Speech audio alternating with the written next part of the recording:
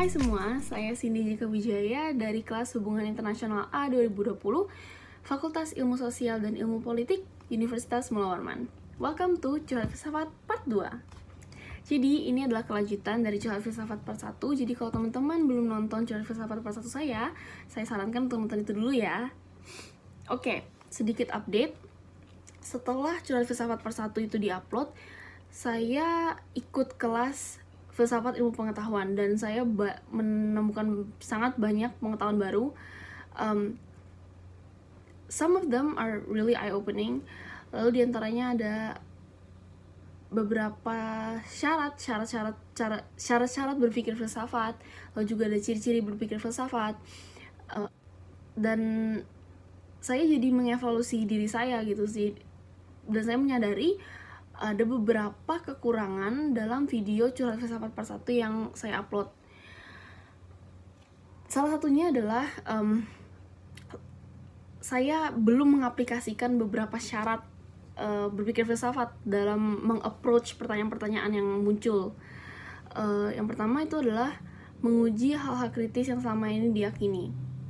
Jadi saya sadar gitu bahwa saya terlalu sering bersandar kepada pengertian sendiri, sehingga pertanyaan yang saya tanyakan itu tuh cenderung main di zona nyaman gitu, terlalu play it safe dalam bertanya, terlalu play it safe dalam mencari kebenaran, dan terkadang saya takut untuk keluar dari gelembung zona aman, zona nyaman yang selama ini menyelimuti saya, baik itu secara pikiran maupun tindakan gitu.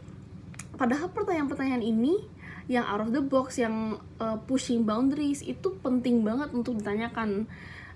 Yang kritis, yang pushing boundaries itu penting banget kan untuk ditanyakan. Dan saya jadi teringat ada pepatah yang mengatakan kalau ignorance is bliss.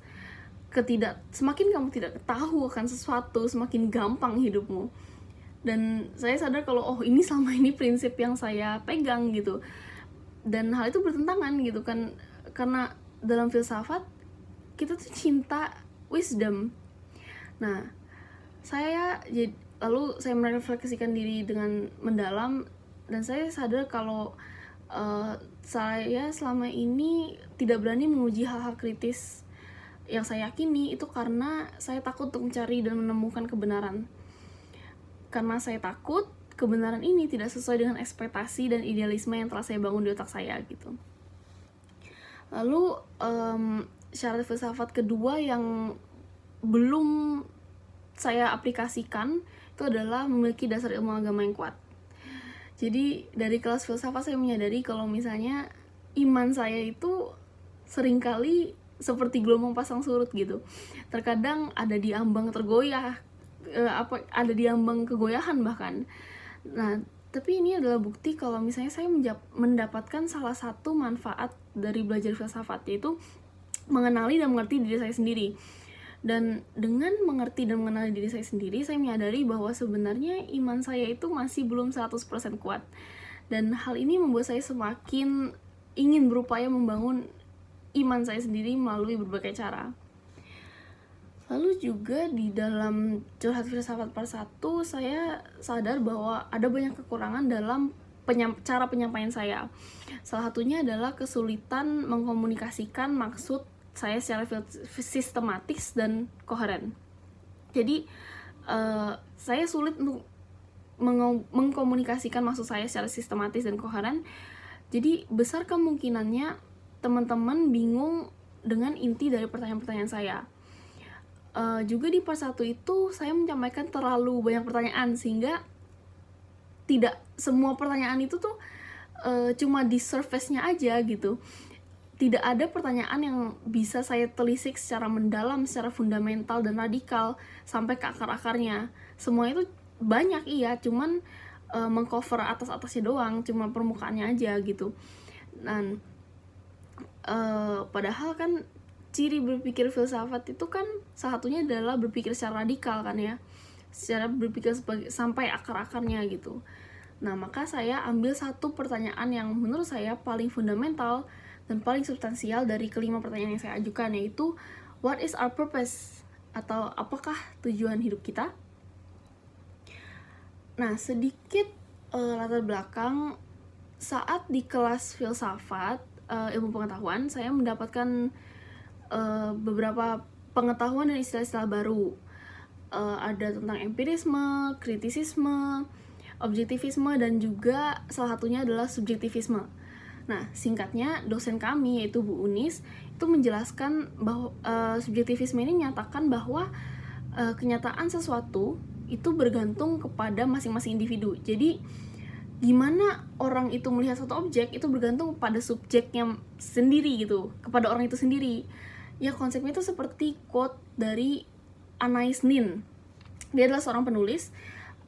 We don't see things as they are, we see them as we are.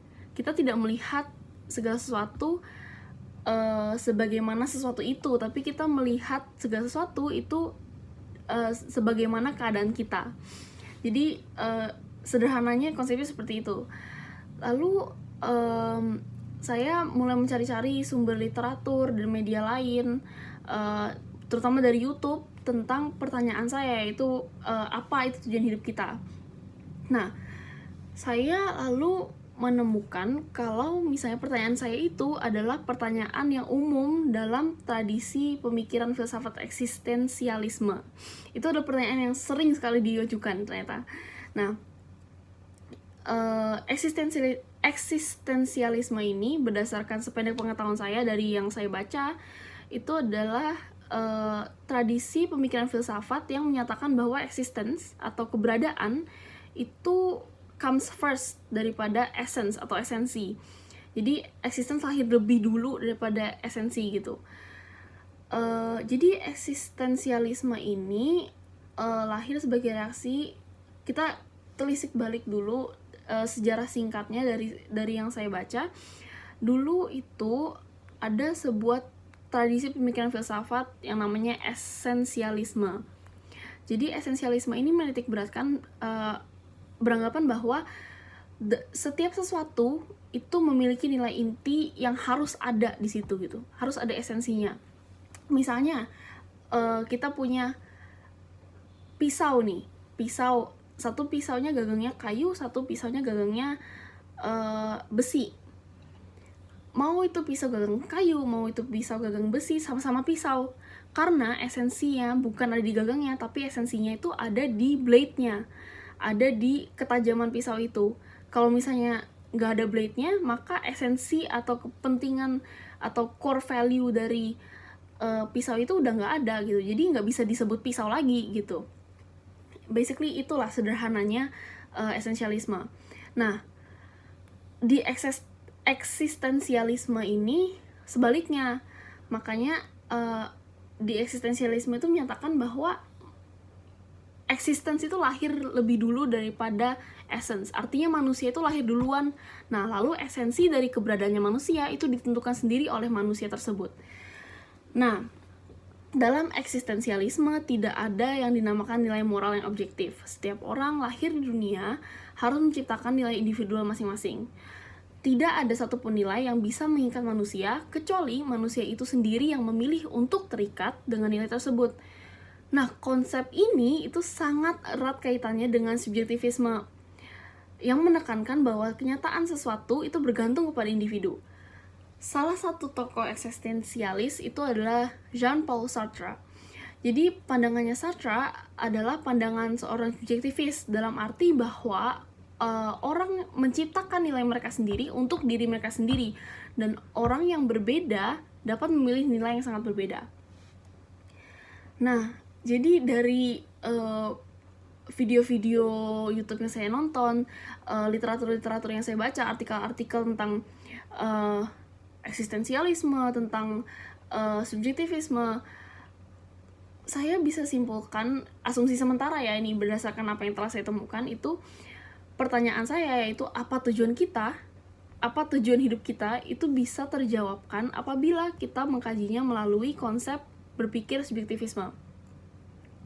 Nah, tentu saja ini butuh pengembangan penjelasan lebih lanjut dan lebih rinci lagi, dan perlu lebih banyak riset dan pemahaman dari berbagai perspektif baru. Nah, tapi ini adalah asumsi sementara ya. Nah, kita akan kupas ini bersama-sama. Pertanyaan ini kita akan kupas bersama-sama di Curhat Filsafat part berikutnya. Jadi, stay tune ya teman-teman.